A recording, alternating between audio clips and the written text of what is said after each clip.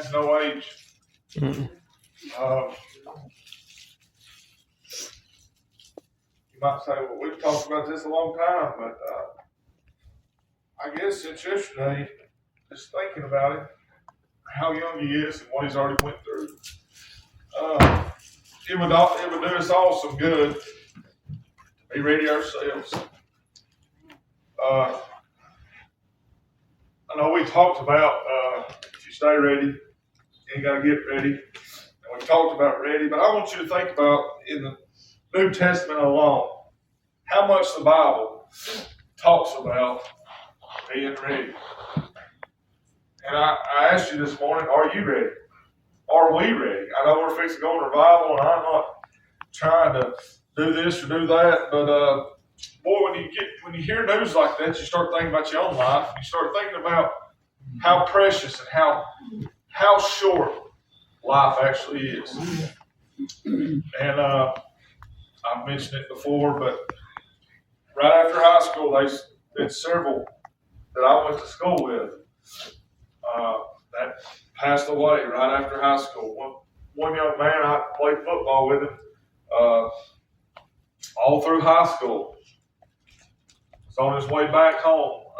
He had a girlfriend that was at another college, and he went and visited her and was going back to college and was sitting at a red light and got sideswiped. Wasn't doing anything wrong, just sitting at a red light. Somebody come through and run over him. He had a little motorcycle that he rode back and forth for gas. Run over him and left him for dead, and he passed away. But death this morning, it doesn't matter your age, what your last name is, where you work, what church you attend. We must be ready. We must be ready. And I think there's a lot of times that we get, I don't want to say complacent, but we get in a routine, or we get in our own lives and we think everything's all right. But I just want to look at some scriptures this morning, very familiar. It's nothing new, but I just want to bring it to our attention. I do want to go over, we've spent some time in Matthew, we will this morning, but I want to look at Luke as well. If you'll turn over to Matthew 24, I'm just going to read through that real quick. I want to get over 25. And 25 we didn't get to it several weeks back. But we'll look at Luke chapter 24. Matthew 24, 42. So we'll start.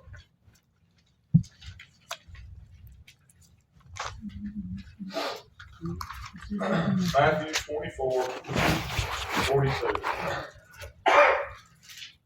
I'm ready for some rain, maybe not some pollen. I've sniffed and sneezed and hacked.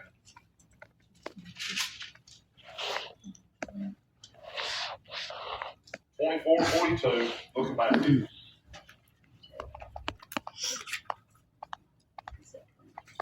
Jesus speaking here says, "Watch therefore, for ye know not what hour your Lord doeth come." We know here that the temple will refer to himself, your Lord. And here in just a minute, as we read on, we'll get into that parable, the example of Jesus talking about a little L Lord, and we'll see that here in just a minute. But he says here, "Watch, therefore, for ye know not what hour your Lord doeth come." And it's no secret, and we've talked about it many times. But do you realize we're just a few days away from being in the 5th month this year? Mm-hmm. It has absolutely flew by. Mm-hmm. And it seems like the older I get, the faster time gets. And I've said this before too, but my parents, when I was younger, it felt like a day was forever long. You had all the time in the world to do anything in that day. I remember my mom and dad tell me, when you get older, you start having kids, he said, time just flies by. And I thought, oh, it's just because y'all are getting old, yada, yada, yada. I got married, got a family, and it seems like you can't turn around in 2 or 3 days it's gone by. It just boom, boom, boom, boom, boom, boom. But he says here, watch therefore, for you know not what hour your Lord doeth come. It seems like months now, all we've talked about is him returning. Brother Jesse's preached about it. It just seems like, and we know by the signs of the times, and we know by what the shape that the world is in and the things that's going on, that we are there. And that is, I believe it to be true. And watch. I think about watching, and I think I'm going to use my mama for an example. If it is calling for snow in the wintertime, you better believe that little lady back there knows exactly what they're calling for when it starts to snow. She'll say, hey, I believe it's going to snow tomorrow. They're saying this or that. I say, oh, it ain't going to snow. But when you live down in the pocket, you kind of got to be aware. The roads ain't the best down there, and there ain't no shoulders.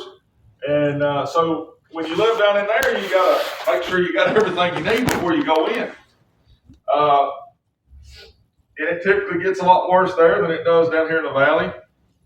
One perk about living in the valley. The mountains get a lot colder, and it tends to stick a little better up there. But being ready and watching, to watch means it's on our mind. You're looking for it. I think about the tornado watch. You got a watch, then you have a warning, right? The watch is just saying, hey, we see these things. It's not necessarily formed yet. The warning is, hey, there's one already. It's already come together, or it could possibly be headed your direction. But Jesus said here, watch therefore, keep it on your mind, and know that, hey, I'm coming. He's coming. Watch therefore, for ye know not what hour your Lord doeth come. But know this, that if the good man of the house had known in what watch the thief would come, he would have watched and would not have suffered his house to be broken up. In what watch is talking about in the hours of the day, and what time that this thief had came by or would have come by. But it's very easy to set at idle. Anybody got anything going on? Mm-hmm. Anybody? Oh, yeah. Anybody got things that they got to take care of? We've got jobs, we've got people sick, we've got all these things that we got to take care of. We got, last Sunday, we didn't get to make it back to church. We was up in Fort Loudon Medical Center, Lenore City. Randy's grandmother's not doing too well. She does seem to be a little better. But in this, and I think it was Miss Emily was talking about somebody was having to go from hospital to hospital to take care of 2 different people. And we get busy. Mm-hmm. There's things that we have to take care of. There's things that we have to do, and these things. But in all of that, we've got to remember that He's coming. It says, if He had known what hour, in what watch the thief would have come, what hour rather, He would have watched and would not have suffered His house to be broken up. If the Lord sent out an email and told everybody, hey, on this day, well, I ain't going to say that. There would be some that would make sure they'd be ready. There'd be some that would ignore it.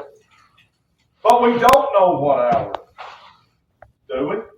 Just like here, the good man of the house, he had no idea that somebody was even looking to break into his house. But if he did, he would be ready. So in that, we have talked about it. I'm not going to ask who the oldest one in here is, but I'm sure those that are older than me have heard preachers preach on his coming. Has heard Sunday school teachers talk about his coming. It's been over and over and over and over again. In that, I wonder how many will not be ready in his coming.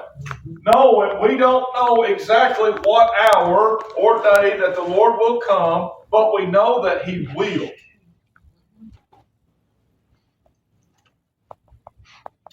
But we must be ready.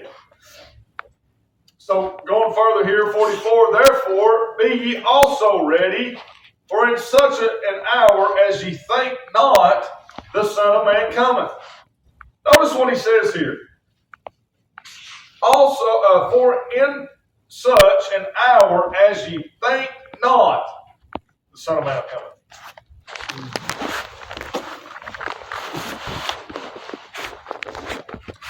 When is that time? I'm not asking you to tell me when he's coming. But what is he trying to say? What's Jesus referring? What is he trying to tell us in this verse?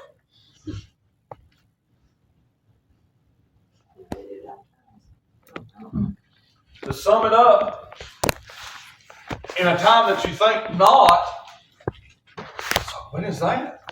Well, we have a timeline, a time frame. We have these events that's going to take place. We have these other things that the Lord has given us in this chapter to be looking for, to watch. We see all these things, but he says here, he specifically says, for in such an hour as ye think not. I'm going to refer back to that message Brother Jesse preached a while back. When he says things will just continue, and it seems that way. Mm-hmm. Well, I don't think the Lord's going to return right now because we've kind of seen this stuff. We've kind of heard these rumors of war. We've kind of seen this falling away. That was in 2020, 2021, 2022. Well, it's 2026 now. Blink your eyes, it'll be 2027. Mm-hmm. The Lord tarries. But we say, this stuff's kind of been happening. Well, it might not be just right now. And the devil will just rock you to sleep. You say, you know what? Maybe it's not right now. Maybe there's one more thing that we got to see. Tell me what that might be. It might just be that one lost one to get in. So he says, for in such an hour as ye think not, the Son of Man cometh. One thing that gets us all is the way society is set up now. You go back to the early 1900s, they didn't live this fast-paced life that we live. Mm-hmm. There's even other countries that only work, their work schedule, I think, is 28 or 32 hours a week. But here in America, and I thank God that I live in America. I thank God I was born in America. But here we have a 40-hour work week. But y'all know as well as I do, 40 hours. If you work, I'll say this. If I only work 40 hours, man, what a blessing that would be. I would love that. But the way things are set up, everything is such fast pace, such high demand. Got to have this, got to have that. Especially in a manufacturing. I know people work in manufacturing. I come from construction. We had a time frame. We usually worked a lot of overtime right at the rip. We would get ahead. We'd try to coast. Then at the end, if there was any change orders or anything like that, then we would just pile all our hours to get it done and get out of there. Well, then there was just times we had service calls. We'd go, we do. But now that I work for a place that tries to make more cement than anybody else in the world, we have a lot of things that break. We have a lot of things that we push to the limit, and we also have to be able to stay ahead. So therefore, there's constantly, I'll just say this, there's job security in that. But one of the biggest things that the devil's got going for him in today's time is keeping everybody busy. Mm-hmm. See, we got a misconception about the devil, that the devil will come in, he'll lasso you, and he'll do all these things, and he'll physically remove you out of your position or where you're at with the Lord. That's not how he works. He can't. He can't. The Bible says no man can pluck you out of the Father's hand. But here's one way that he does. He keeps you and myself and everybody in here, or he'll try his best to keep our eyes or our minds so occupied with what's going on the outside. If he keeps this physical body busy, keep this mind on something other than God, we're separated. We're separated. And then we think, oh, okay, we're all right. You know, I'm still going to church. I'll say this for myself. During COVID times,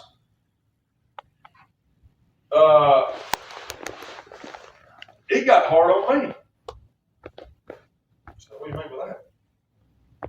We was having church at home, watching a little phone or a little tablet. Mm-hmm. And it got to the point where, not intentionally, but you get relaxed. You ever left a cracker out for a little while? The air gets to it. It gets just stale. Don't taste the same, does it? So a lot of times we might take it for granted that we're able to come to church. Mm-hmm. But in those times, we like to starve to death. Like to starve to death. We need the interaction. We need the drive. We need the fact that we've got to get up and we've got to go. We've got to get prepared to go to church. Not only that, we have got to be prepared to go home.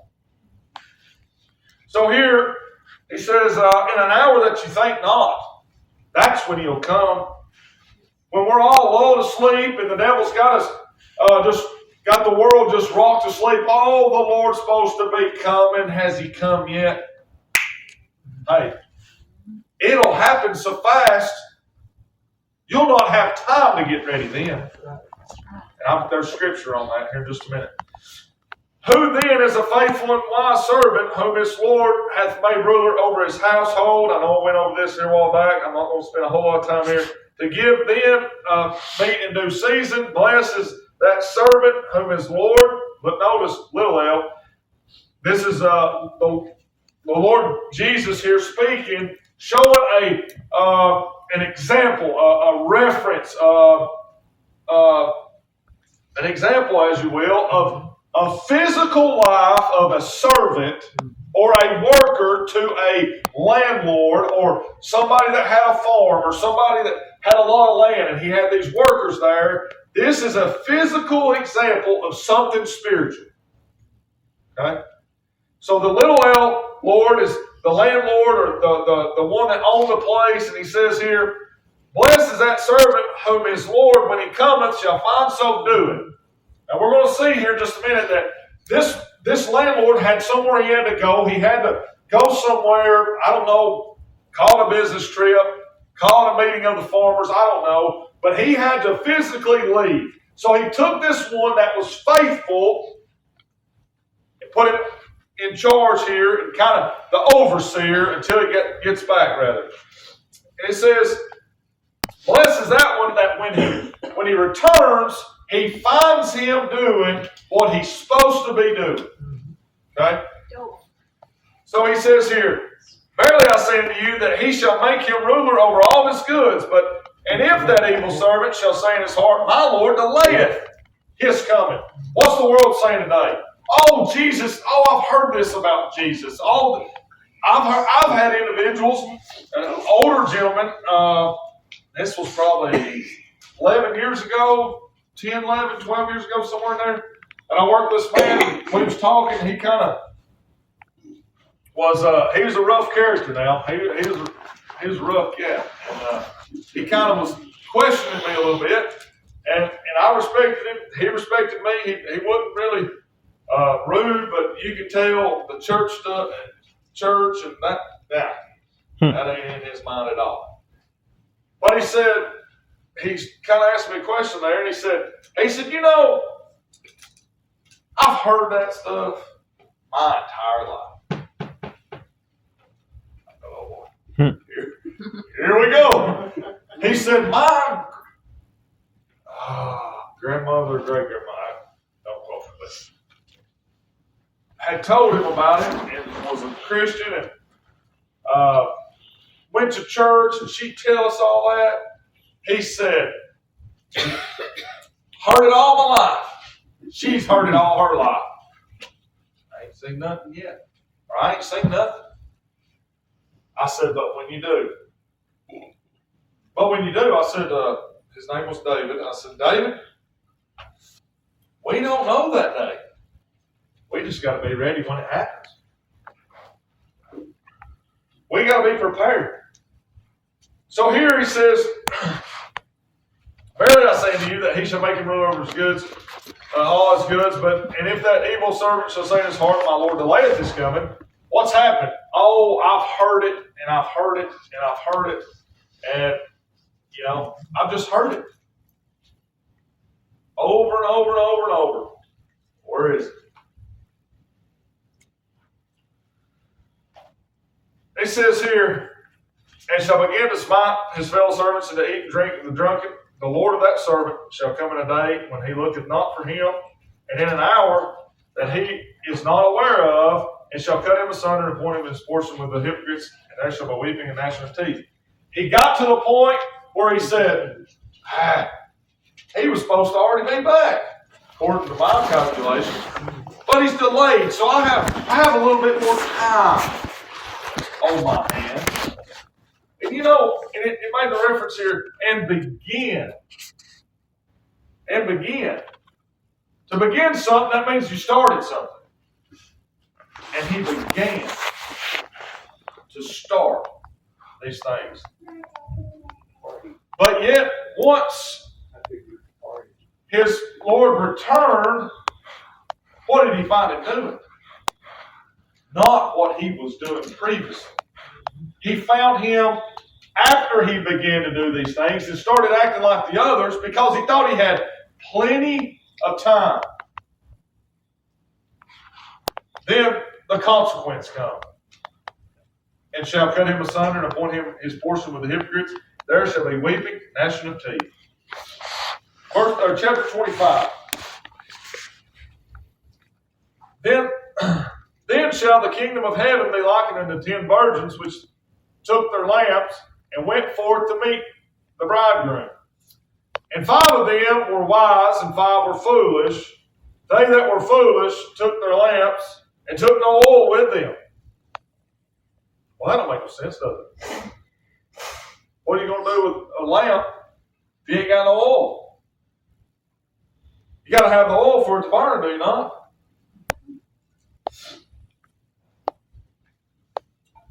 But the wise took their oil in their vessels with their lamps, while the bridegroom tarried, they all slumbered and slept.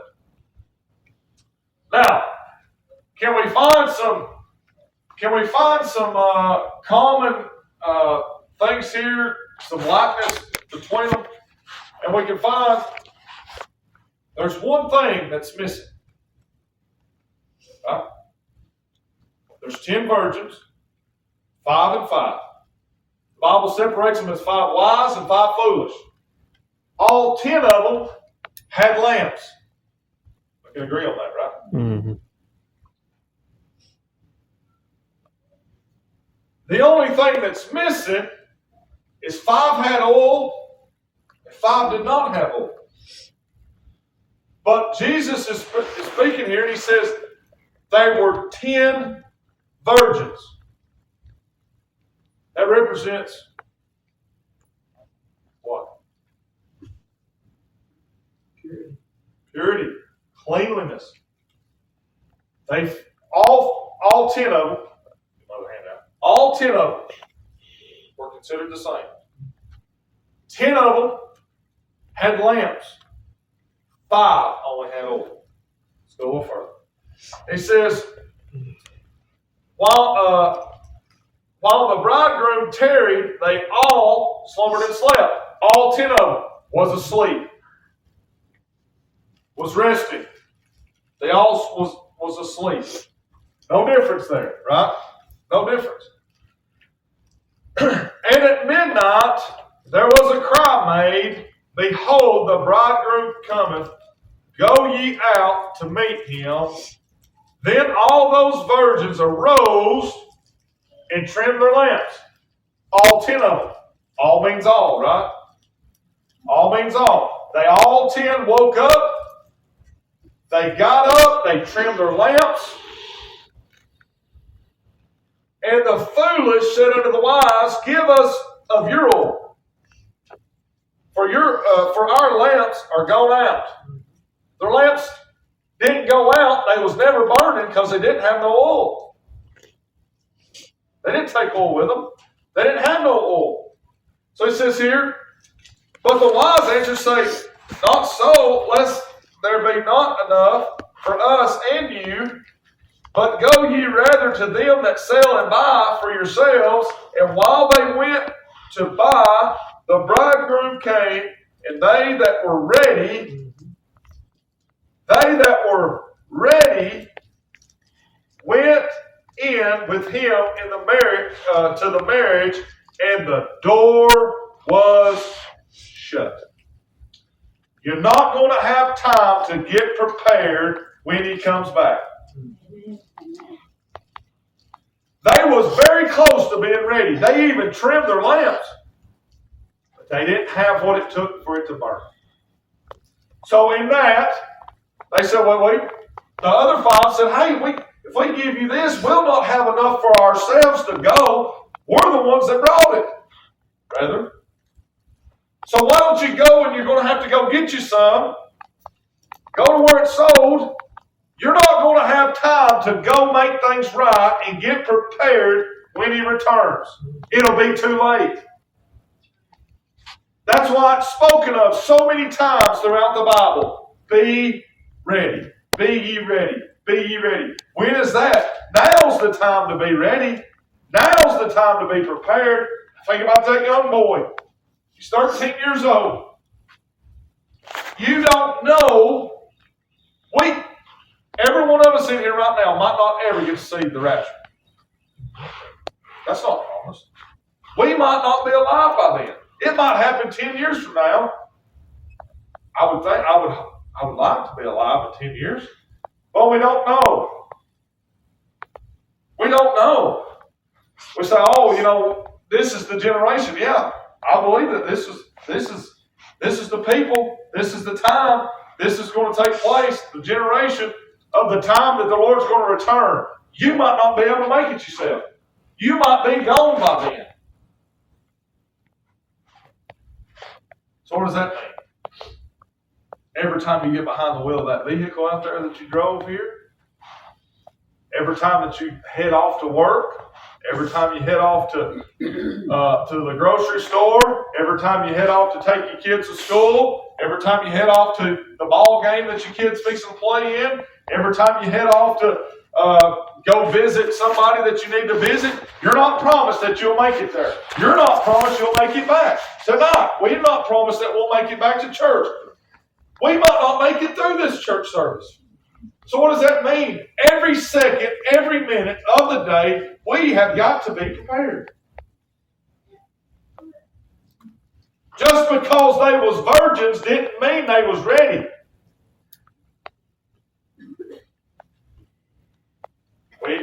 I asked the question, what does that represent? Purity. Just because we come to church, just because we put tithes in the offering plate, just because we're good people, does not mean that we're ready.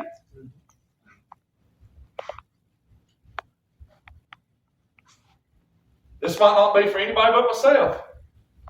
But the Lord, we put a lot more effort. We put a lot more time. I'll stand up here with my hand up. I put more time in at my job than I do about anything else. Mm-hmm. There's a lot of times that I get super busy. I'll work till 5 o'clock in the evening trying to catch up. I'm getting calls. Been on call all week. Emails, traffic, information traffic, back and forth. It takes a lot of my time. It's so easy to be consumed by something and it not look like it's a bad thing. And I've got to provide for my family. That's my job. As a man, as a husband, as a father, as a dad, to make sure my family is taken care of, to work, to provide. That's my responsibility. But I'm telling you right now, there's times, church, that we'll get busy and we'll not think about the Lord till it's bedtime. Or we get a free second, oh, I'm going to read my Bible, or hey, I'm going to turn on this and listen to this and study a little bit here, study a little bit there. We've got to be prepared. Not only for His coming or for our end date, our timeline, but also for those that are lost. We say it all the time. It's been brought up many times. We might be the only Bible somebody reads, right? Well, if you ain't ready to go, how are you going to act? Always like you need to. Being prepared. He said, "What's therefore? For you know not neither the day nor the hour wherein the Son of Man cometh. For the kingdom of heaven is like a man traveling into a far country, who called his own servant and delivered unto them his goods." I'm not going to go any further on that. There's that time again. Go over to Luke chapter 12. Luke chapter 12.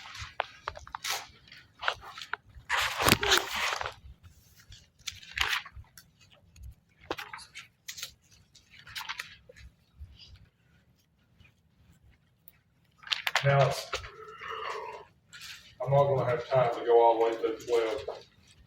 Just look at verse 40. That's what Luke's recorded here. This is the Lord speaking. He says here, "Be ye therefore ready also, for the Son of Man cometh in an hour when ye think not." So that's a lot of the same, yeah. What does it mean when you see multiple things throughout the Bible? Is that a watch or a warning? When something is placed multiple times, that is highly important. Mm-hmm. Turn over to Luke 21.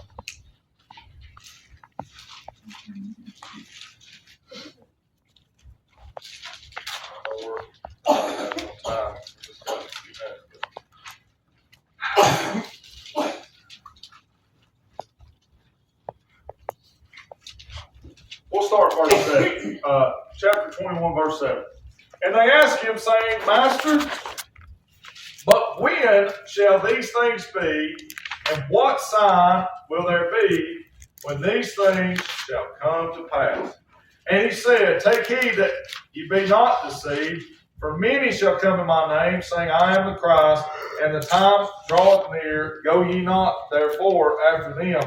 But when ye shall hear of wars and commotions, be not terrified, for these things must come first to pass, but the end time is not now, not by and by. Then said he unto them, Nation shall rise against nations, and kingdom against kingdom, and great earthquakes shall be in divers places, and famines, and pestilence, and fearful sight, and great signs shall there be from heaven. But before all these, they shall lay their hands on you and persecute you, delivering you up to the synagogues and unto prisons, being brought before kings and rulers for my name's sake, and it shall turn to you for a testimony. Settle it therefore in your hearts, not to meditate before what ye shall answer. For I will give you a mouth and wisdom, which all your adversaries shall not be able to gainsay nor resist. And ye shall be betrayed both by parents, brethren, kinsfolk, friends, and some of you shall they cause to be put to death. And ye shall be hated of all men for my name's sake, but there shall not an hair on your head perish. And your patience possesses ye your souls. And when ye shall see Jerusalem compassed with armies, then know that the desolation therefore is nigh. Then let them which are in Judea flee into the mountains, and let them which are in the midst of it depart out, and let not them that are in the countries to therein enter therein too. For these be the days of vengeance, and all the things which are written may be fulfilled. But woe unto them that are with child, and to them that give suck in those days, for there shall be great distress in the land, and wrath upon this people. And they shall fall by the edge of the sword, and shall be led away captive into all nations. And Jerusalem shall be trodden down of the Gentiles, until the time of the Gentiles be fulfilled. And there shall be signs in the sun, and in the moon, and in the stars, and upon the earth, stress of nations and perplexity, the seas and the waves roaring, men's hearts failing them for fear, and for looking after those things which are coming on the earth. For the powers of the heavens shall be shaken, and then shall they see the Son of Man coming in the clouds in the power and great glory. And when these things begin to come to pass, then look up and lift up your heads, for your redemption draweth nigh. He said, and he spake to them a parable. Behold, the fig tree and all the trees, when they now shoot forth, ye see and know of your own selves that summer is nigh at hand. So likewise, ye, when ye see these things come to pass, know ye that the kingdom of God is nigh at hand. Verily I say unto you, this generation shall not pass away till all be fulfilled. Heaven and earth shall pass away, but my words shall not pass away. And take heed to yourselves, lest at any time your hearts be overcharged with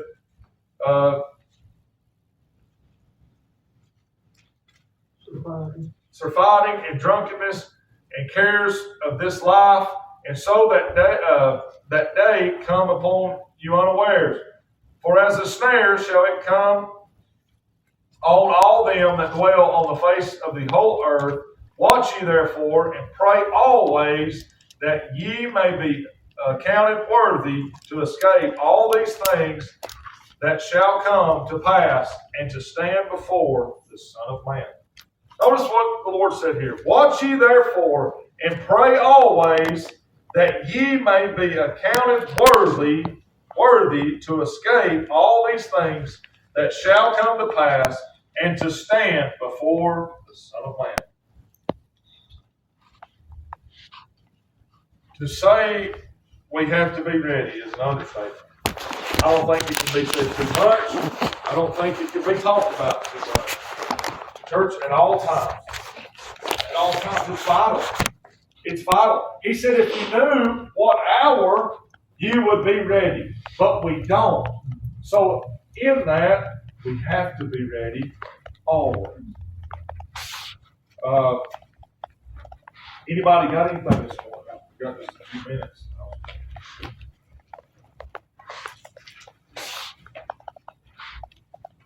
All righty. All that will, let's gather in order this morning. Let's go to the Lord in prayer. We'll close Sunday school with prayer. We'll pray for our lost people. And I ask that